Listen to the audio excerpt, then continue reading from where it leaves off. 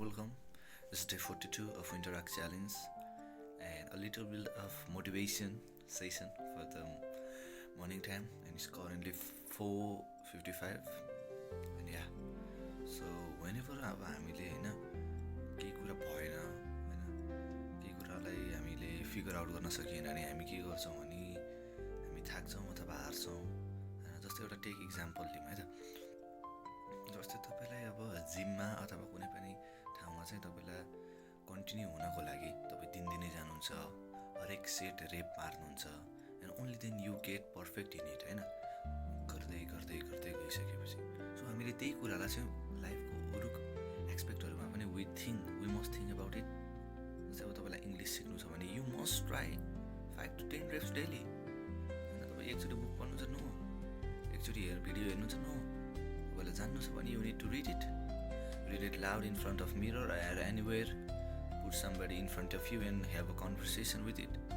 जसरी पनि you need to do it. जस्तै नयाँ स्किल सिक्दैछ हुनुहुन्छ भने डोन्ट थिङ्क कि तपाईँलाई 1-2 दिनमा आउँछ, नो, त्यस्तो हुँदैन।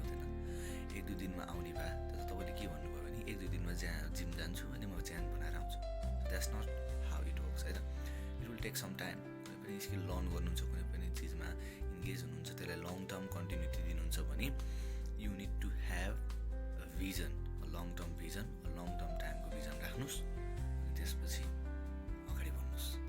सो त्यो लङ टर्म भिजनमा पनि you can break a small point हैन। तपाईले स्मल अचिभमेन्ट राख्न सक्नुहुन्छ। सो पहिलो टार्गेट चाहिँ अब ल तपाईले 3 महिना राख्नु, 3 महिना चाहिँ म कन्टिन्युटी दिन्छु भनेर राख्नु भयो भने एक हप्तालाई चाहिँ एउटा लेभल बनाउनुस् के। एक हप्ता कम्प्लिट भयो, ओके लेभल 1 कम्प्लिट भयो। 2 हप्ता लेभल 2, 3 हप्ता level 3। So this is how you are going to engage हैन। तपाईँलाई नै आफैलाई मजा आउँछ कि लेभल जस्तो भइरहेछ, I am learning something new, I am getting something new things हैन। केही एचिभ भइरहेको छ, केही परिवर्तन भइरहेको छ भनेर तपाईँलाई चाहिँ आफूलाई फिल हुन्छ। So that's how it work. I hope everybody goes and try this things and I will now go for the gym. Okay.